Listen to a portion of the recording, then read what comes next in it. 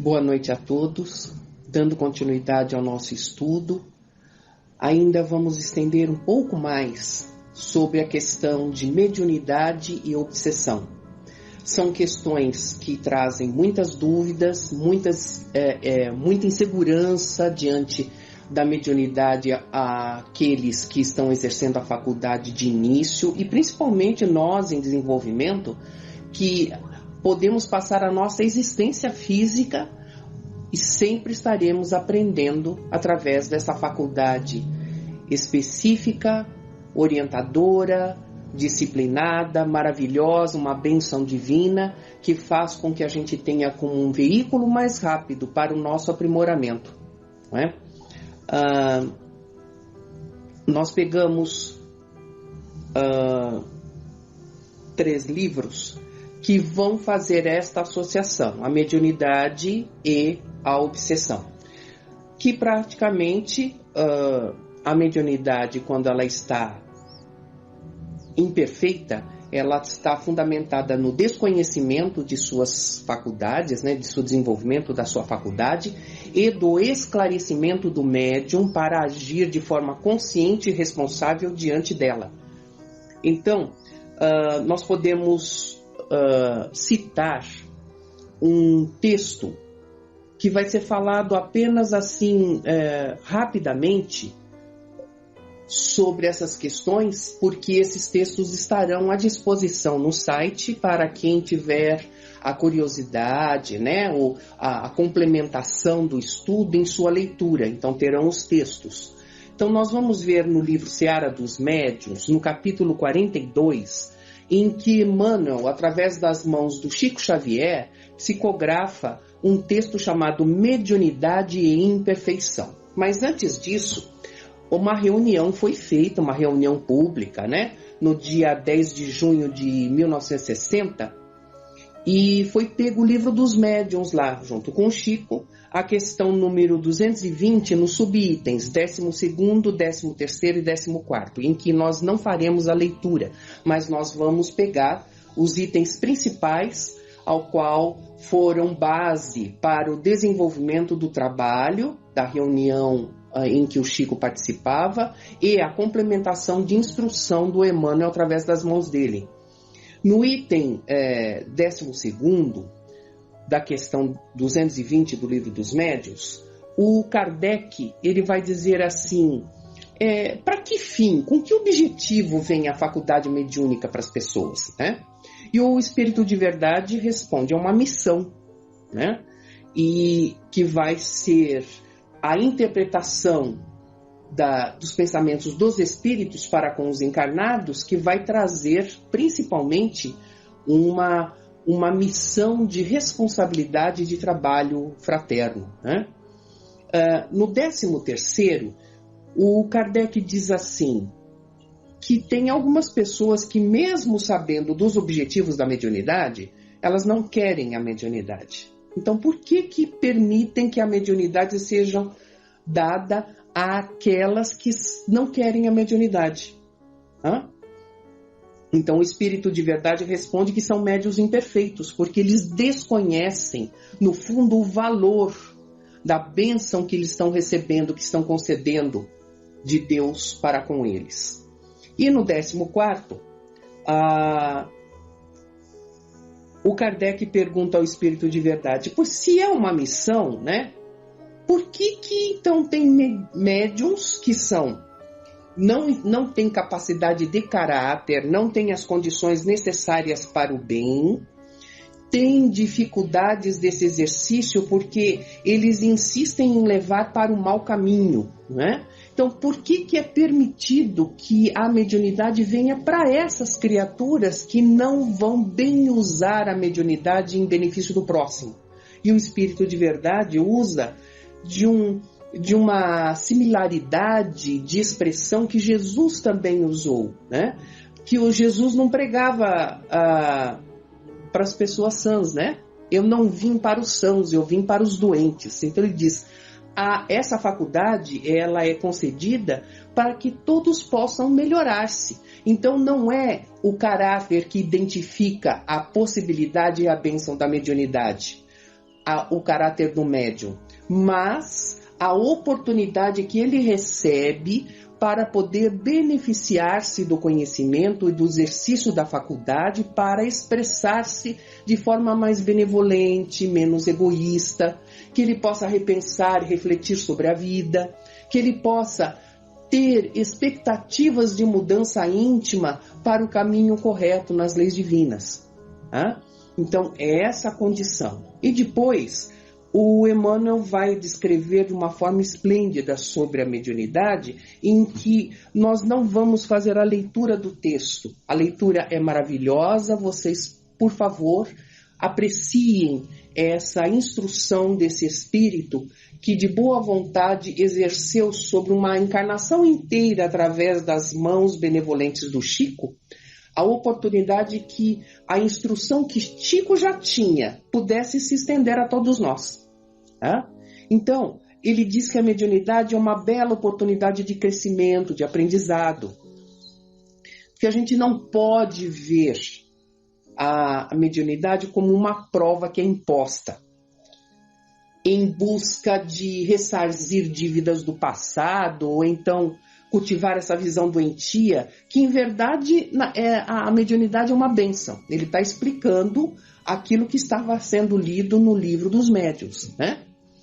Que é muito comum que a gente ouça a expressão estou com problemas mediúnicos, é o que mais a gente se ouve em época de pandemia. Todos os médiuns estão com problemas mediúnicos, né? Mas a mediunidade não é o problema em si, é o médium, ele diz, né? Que a gente deve considerar que não existe problemas mediúnicos porque nós temos problemas morais e emocionais que são refletidos no exercício da mediunidade. Então é o caráter do médium que redireciona as dificuldades da faculdade mediúnica. Tá? A mediunidade ela é uma força neutra, ela não é nem boa, ela não é nem má, e a sua aplicação sempre tem um objetivo moral que é inerente principalmente, em primeiro lugar, ao médium, depois aos outros. Existem problemas psicológicos propriamente ditos e não é mediúnico. Tá? Então, antes da faculdade mediúnica, a gente tem que repensar o que nós somos. Quando a faculdade ela vem ostensiva, ela está dando oportunidade para que a gente possa refletir aquilo que nós somos. E a partir daí, enxergar os problemas que nós ainda carregamos para poder corrigir. Um exemplo típico de problema mediúnico é a depressão. Ele cita que é a depressão, né? Que muitas pessoas elas são orientadas a desenvolver a mediunidade como solução da depressão. Você vai na casa espírita, a pessoa está depressiva, está com alguns caracteres depressivos, alguns sintomas da depressão, então ela é encaminhada para o exercício desta faculdade. Existem muitos médiuns portadores de depressão que eles assumem fervorosamente a tarefa mediúnica e nessa expectativa ele está achando que está corrigindo a depressão dele. E isso não é verdade, porque a depressão é uma característica da personalidade do médium e não da faculdade mediúnica. A faculdade mediúnica ela vai proporcionar resultado nas pessoas que têm depressão leve, uma depressão moderada, porque ela regride até de uma forma fácil em tratamento de iniciativas espirituais, através do passe. Por quê? Foi um desequilíbrio momentâneo. Não foi aquela depressão em que a criatura cultiva em seu caráter a lamentação, o pessimismo, o orgulho, que principalmente o orgulho nosso quando é ferido é que causa esses melindres, né? Então ele diz, a rigor, os casos de depressão crônica mais severa, a orientação do exercício mediúnico ele é dado através do tratamento espiritual à parte, em primeiro lugar. Primeiro é tratado aqueles casos de depressão profunda, né? Então não vai para uma reunião mediúnica, mas vai para o tratamento de passe, um tratamento de esclarecimento, isto é, grupos de estudo, né? Em que ele possa esclarecer-se sobre as condições que advêm do exercício da faculdade da mediunidade que ele tem e que às vezes é agravada através de um processo obsessivo, que nós vamos ver daqui a pouco. Tá? Então, essa condição, dependendo desse estágio, a atividade mediúnica ela pode ser um fator de agravamento se a pessoa não estudar e não se responsabilizar pelos próprios pensamentos e atos. Aí ele tem, por isso que se pede com uma pessoa depressiva, além de grupo de estudo do evangelho, do trabalho do passe, né, do tratamento do passe, da água fluidificada, ele também associe as condições do tratamento da psicologia, da psiquiatria, porque não somos isentos diante das questões das bênçãos divinas, de nossas responsabilidades do nosso cuidado do corpo físico.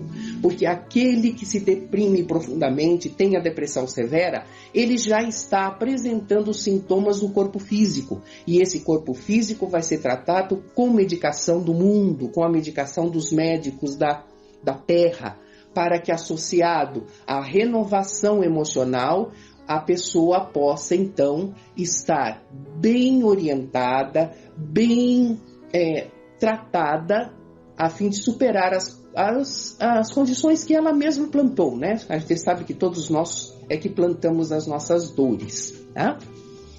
Para dar continuidade a esse estudo, nós também pegamos um livro que é bastante interessante, do autor Vanderlei Oliveira, e o livro chama-se Depressão e Autoconhecimento. São 8 perguntas sobre mediunidade e depressão que foram escolhidas aqui para poder explanar um pouco mais aquilo que nós já vimos no Livro dos Médiuns, aquilo que nós já vimos nas palavras de Emmanuel e complementando com as palavras de Vanderlei Oliveira. A primeira pergunta é a seguinte: a mediunidade causa a depressão? Ele nos responde: a mediunidade é uma bênção, um tesouro de trabalho e crescimento espiritual. A faculdade em si mesma não é a causa da perturbação. Quando alguém usa a expressão problemas mediúnicos, é necessário distinguir que os problemas são de personalidade mediúnica, isto é, do médium. Ele reforça tudo aquilo que foi colocado pelo Emmanuel no texto que ele nos orientou através da mediunidade do Chico, né? Consideremos a mediunidade como recurso de evolução e a depressão como uma doença, cuja causa repousa nas velhas atitudes morais do médium. Mediunidade não causa depressão. Entretanto, é frequente encontrarmos médiuns portadores de sintomas depressivos. Nesse caso, a aplicação da mediunidade, ou, como é mais conhecido, o desenvolvimento mediúnico, pode ser terapêutico, amenizando as dores do deprimido. Apenas amenizando, fique claro isso. Tá? Ainda assim, a cura da depressão não virá do exercício mediúnico, e sim da reeducação emocional do deprimido, quer dizer, do médium, né? Por meio da mudança de conduta que alicerça o núcleo moral da depressão. Depressão está associada principalmente às responsabilidades que o médium assumiu para si mesmo e para com as pessoas que convivem. Segunda questão: os deprimidos são portadores de obsessão? É uma pergunta interessante, né? Algumas pesquisas feitas em grupos mediúnicos e hospitais psiquiátricos espíritas mencionam a presença de obsessão em 70% dos casos de depressão. Aqui também é preciso uma distinção. Não é a obsessão que causa a depressão. A depressão é doença mental que pode ocorrer sem fatores espirituais coercitivos. Isso é importante dizer. Isso é importante frisar. A depressão não está diretamente ligada sempre à obsessão, tá? Mas a maioria delas está. É o que o Divaldo Franco fala. Por isso, estudar na área da psiquiatria, que às vezes, por questão de caráter, de problemas psicológicos da própria pessoa, ela carrega a depressão em si e nunca é instigada por um outro espírito, tá? Aqui também é preciso uma distinção.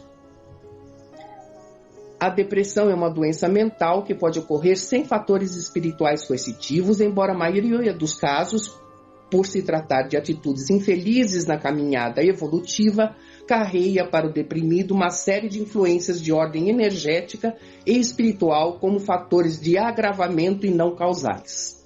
Tá? Qual a relação entre perturbação espiritual e depressão? Alguns tipos de depressão mais leves ou moderadas podem ser acionadas por presença espiritual perturbadora. Mas, nesse caso, depois de socorrida a influência espiritual, o médium precisa examinar quais foram as causas dentro de si mesmo para que aquilo acontecesse. Só acontece obsessão quando nossa porta mental está aberta à sintonia do obsessor. Isso é importante a gente lembrar, tá? Então, perturbação espiritual e obsessão são fatores agravantes e não causais. Perturbação espiritual e obsessão são fatores que agravam e não que causam, tá? A depressão. Os deprimidos obsidiados devem obrigatoriamente educar a mediunidade? A gente vê que em todas as situações sempre devemos educar a mediunidade, principalmente para amenizar as nossas dores e as nossas inseguranças, né? Porque a gente ter sintomas mediúnicos sem saber como é que procede, de que maneira controlar, por que acontece, é uma situação bastante difícil, né? Para a gente poder lidar. Na quinta questão, ele diz assim: como saber quando um deprimido não deve frequentar a reunião mediúnica? Isso, geralmente na instituição espírita, haverão médiuns que serão inspirados para o encaminhamento da pessoa que está em depressão. No caso, especificamente, nós estamos falando quando que o médium, por exemplo, ele está frequentando a casa, já é um companheiro da casa, e de repente ele entra em depressão. Ele pode frequentar a reunião mediúnica? Depende de como ele estiver emocionalmente. Se ele conseguir controlar, se for uma depressão simples, que não seja aquela mais profunda, mais severa, sem dúvida, ele pode lutar contra as dificuldades do desequilíbrio mediúnico ou de um processo que está querendo aprofundar-se na obsessão. Isso, a luta é íntima do médium, de mais ninguém. Por mais que se fale, por mais que se leia, por mais que se estude, depende do próprio médium a sua segurança, a sua vitória em superação da depressão, tá? O que a casa espírita deve fazer para a pessoa deprimida, né? Sempre é o trabalho do carinho, é o trabalho da atenção, é o trabalho que sempre vai orientar a criatura ao esclarecimento, à autoanálise, que nós não podemos trazer melindres, não ficarmos ressentidos quando as pessoas nos descrevem certas condições que são impulsionadas pela nossa falta de equilíbrio emocional, de caráter, tá? Que inclusive o nosso amigo aqui, o nosso autor do livro, Vanderlei Oliveira, ele põe uma questão bastante interessante no final dessa questão, da quarta questão, com relação com a sexta questão, com relação à depressão. Ele diz assim: depressão tem 4 fundamentais dimensões que são bio, sócio, psíquico, espiritual. A sua solução só pode vir da dimensão onde ela foi gestada, isto é, social. Isso quer dizer que nós não nascemos com depressão. Que essa depressão, ela foi cultivada pela criatura dentro de si. Ela acionou essa questão de deprimência, essa questão de dores internas, de tristeza profunda, de falta de coragem nas lutas diárias, foi quem cultivou. Então, o lugar onde a criatura nasce, ela também pode ser influenciada. Ou ela já traz de vidas passadas essa condição psicológica. Não vai ser o corpo físico que traz a doença, né? Não vai ser a questão psíquica, porque a gente reeduca psiquicamente, e não vai ser também a espiritual, quer dizer, a ação de um espírito obsessor. Só o é em decorrência do desequilíbrio do médium. Tá? Só assim, pela reeducação, é que ele é capaz de libertar-se da depressão, é a reeducação da conduta. Tá? Ele diz assim, que tem muita gente que faz psicoterapia, investe na recuperação da dimensão psicológica, mas da psicologia ele se equilibra, mas ele não quer mudar. Ele reclama às vezes, nossa, eu sei que eu me lamento muito, eu sei que eu tenho tristeza, mas não tenta mudar. Então não adianta a gente estar só com tratamento psicológico, só com um estudo dentro de um centro espírita e a gente não ter vontade de mudar. Não vai sair da depressão sem dúvida.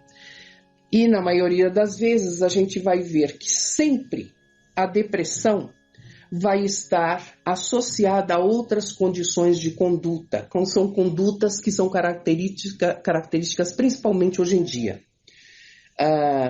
Quais são os médiuns que têm tendência à depressão? São aqueles médiuns que possuem as dificuldades de enfrentamento dos próprios problemas e das próprias condições de desequilíbrio emocional. Tá? Tem dificuldade a reação das frustrações, a tendência é ser depressivo. Quando não aceita que os outros falem alguma coisa que discorde dele, quando o outro acredita e fundamenta um conhecimento que não seja tal qual que ele deseja, e isso assim por diante, como todos nós já conhecemos, né? Finalizando, qual a orientação adequada a um médium com depressão? Tá? Vamos lembrar que praticamente não existe um médium que não tenha um problema a ser resolvido e ser reeducado nos temas sobre depressão e sobre perturbações de sexualidade, que é o que mais se tem hoje. São as condições fundamentais de um mundo em que o desequilíbrio em provas, né, faz com que a pessoa seja atingida pela falta de coragem de enfrentamento de si mesma ou dos problemas externos ou por condições da própria sexualidade. Tá? Podemos, em todos os casos, sermos fraternos para com aqueles que têm a depressão. Todos nós somos médiuns, como nos diz Kardec, em níveis, ostensividades diferentes, cada uma em sua funcionalidade que vai atingir diretamente aquilo que precisamos aprender. Que tenhamos em nossa prece de agradecimento ao Pai a consciência, a responsabilidade de que somos, sim, quando queremos, melhores nas situações de trabalho, nas relações com as outras criaturas, no reconhecimento de nossos erros, na superação de nossas frustrações, de nossos problemas, com passividade no coração, com tranquilidade no coração. Que a paz de Jesus possa, antes de tudo, ser o nosso lenitivo. Que nos momentos mais difíceis nos lembremos da prece. Na prece que se inicia ao despertar, que tranquiliza nosso coração e que equilibra o nosso espírito.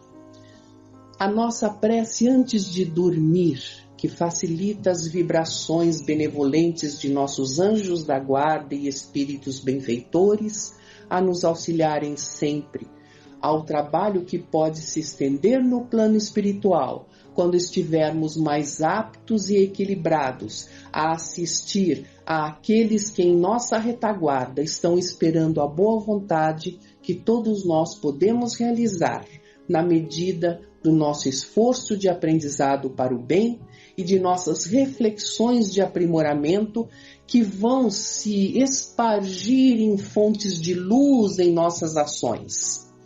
Que a paz, o amor, a passividade, essa paz que pacifica realmente, que tranquiliza a todos nós e a todos os espíritos que nos envolvem, para que o momento de transição de nosso educandário terrestre possa ser feito consciente, todos nós, espíritos em evolução. Uma boa noite.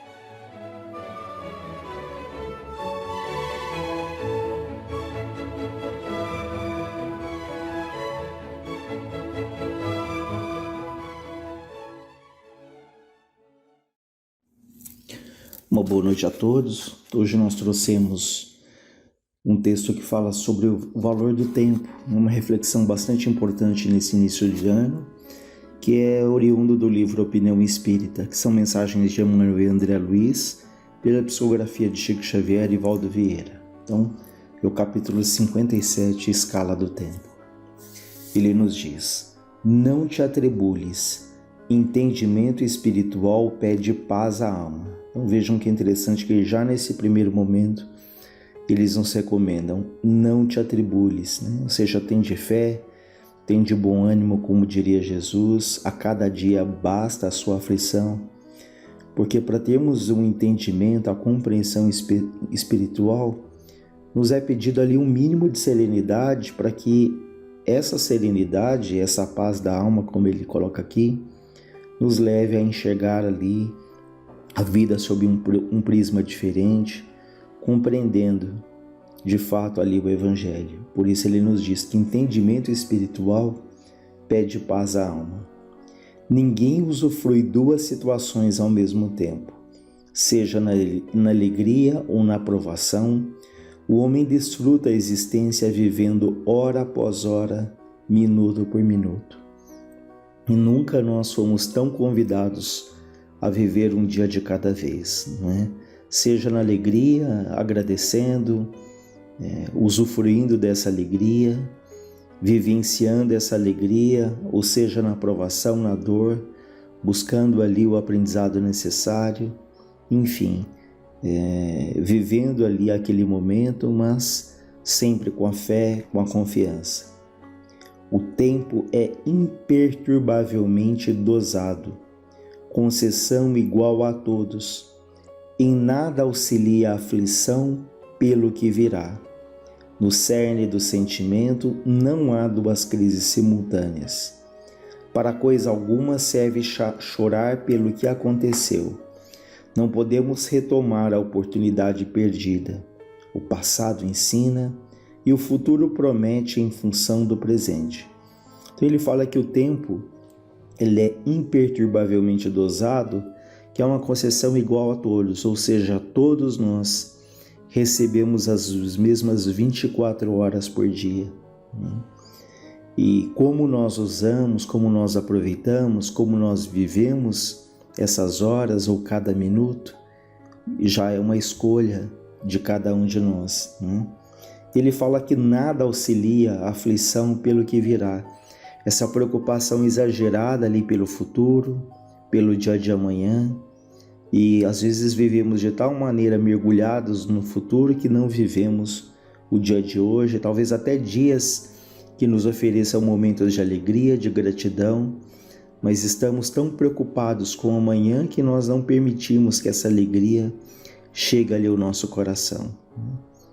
Então ele diz que não ajuda em nada essa aflição pelo que virá, que não adianta, não serve para nada chorar pelo que aconteceu. Então nós devemos olhar para o passado como uma experiência valiosa, rica, mas não ficarmos presos por aquilo que aconteceu, porque a oportunidade já foi. Essa frase que eu falei há segundos atrás, ela já está no passado. Então, um cuidado muito grande para não chorarmos, como ele diz, porque nós partimos até do pressuposto que se aquilo não tivesse acontecido, nossa vida seria muito melhor, seríamos pessoas mais felizes. Mas vejam, as dificuldades ou até as decepções também nos estimulam na busca pelo bem, também nos tornam espíritos mais maduros, mais seguros, na medida em que nós vamos superando essas dificuldades imprevistas, indesejadas também. Ele fala que o passado ensina, né, e o futuro ele acontece em função do presente, ou seja, aquilo que vai acontecer amanhã, nos próximos anos, nas próximas existências, está diretamente aquilo que eu posso fazer agora, no dia de hoje. Há uma expressão que eu acho interessante que fala que a existência mais importante de todas as nossas existências já vividas é essa, porque aqui as que passaram já foram, eu não posso voltar atrás. As do futuro, como dissemos agora, ela depende, ela é uma cadeia, uma sucessão daquilo que eu faço nesse momento. Diante disso, então, a existência mais importante que eu tenho à minha disposição é justamente essa agora, esse dia que nós estamos vivendo. Então, mais uma vez, nós salientamos o cuidado de não ficarmos presos ao passado. Por que eu fiz isso? Por que eu perdi aquilo? Como ele diz aqui, não chorarmos pelo que aconteceu. Ninguém confunda precipitação com diligência. Então, o que é a diligência? Esse cuidado que a gente tem para fazer as coisas com carinho, com alegria, né? Procurar fazer o melhor. E a precipitação é a tomada ali de decisões antecipadas, é a pressa, né? Então, ninguém confunda precipitação com diligência. Precipitação é pressa irrefletida. Diligência é zelo prestimoso. Não vale acelerar imprudentemente a execução disso ou daquilo. Toda realização é obtida pouco a pouco. Então ele aqui nos recomenda o cuidado com essa precipitação, essa pressa ali, como ele diz, irrefletida, em que nós vamos tomando decisões sem uma reflexão das quais nós podemos nos arrepender muito depois. E ele relata que toda a realização é obtida pouco a pouco, dia a dia. Aquela frase que eu acho bem interessante que diz que é melhor fazermos um pouco a cada dia do que queremos fazermos tudo em um dia só. Vejam, é melhor fazer um pouco a cada dia do que querer fazer tudo em um dia só.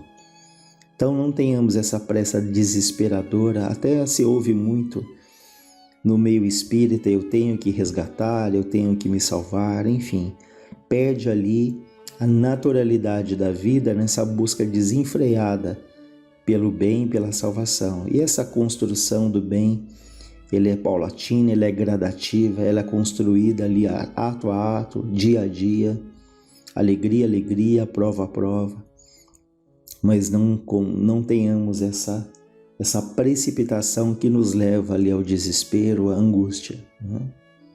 E sim a diligência que ele fala que é o cuidado, que é o zelo.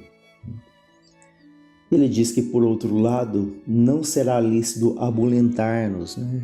Alimentarmos ali o desânimo, a preguiça. Importa combater a negligência com atividade, sobrepor a coragem ao desalento, ou seja, o cuidado ali com também não estacionarmos, então nem o extremo da precipitação do desespero e nem outro extremo da comutação absoluta, né? E para isso ele nos recomenda o trabalho, a atividade, que a nossa coragem seja maior do que o nosso desânimo. Então, como no estágio evolutivo que nós estamos, é muito natural que em determinados períodos tenhamos ali um pouco de desânimo, mas ele fala, sobrepõe a coragem, né? E corajoso é aquele que caminha apesar do medo, não é aquele que não tem medo, né? Mas é aquele que, mesmo tendo medo, ele caminha, ele enfrenta, ele sabe que aquele medo ali é passageiro, né? Então, por isso que ele fala que a nossa coragem se sobreponha ao desalento. A pior circunstância traz consigo instruções preciosas, tanto quanto o fruto mais corrompido carrega sementes de subido valor. Cabe-nos descobri-las e utilizá-las. Vejam que exemplo interessante, que a pior situação, os momentos mais difíceis, eles trazem ali instruções preciosas, lições valiosas. Então nós não devemos nos perguntar por que aconteceu isso comigo, mas nos perguntarmos por que não comigo? Ou nos perguntarmos o que isso vem a me dizer, o que essa situação tem a me ensinar. E ele traça ali um paralelo com essa questão de um fruto podre, né? Corrompido, que ele pode guardar ali sementes que são valiosas, sementes que, se plantadas, elas podem gerar ali uma nova árvore com frutos saudáveis que vão alimentar tantas e tantas pessoas.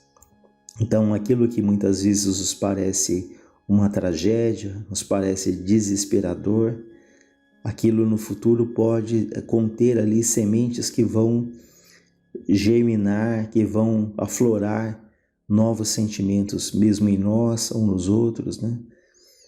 Vão ali nos despertar para um novo plantio, né? Novas sementes que vem ali de uma situação aparentemente tão difícil, tão inesperada. Por isso que ele fala que a pior circunstância traz consigo instruções preciosas. O melhor não se efetua em marcha atordoada, né, desesperada. A própria natureza nos oferece o que pensar. Planta alguma é favorecida com primavera de dupla duração. O golpe de vento que fustiga o capim é o mesmo que estorcega o jequitibá. É o mesmo golpe ali que judia, né, que bate ali fortemente no capim, também é o mesmo que violentamente atinge ali o jequitibá também. Ou seja, que a natureza ela também é cíclica, por isso é que tem ali o inverno e o verão, o outono e a primavera. Ele fala que planta alguma recebe ali a fase da primavera 2 vezes. Ele nos ensina com esse exemplo os ciclos da vida. E se analisarmos, nós temos ciclos ali de serenidade, de tranquilidade, temos outros ciclos de lutas, de dificuldades.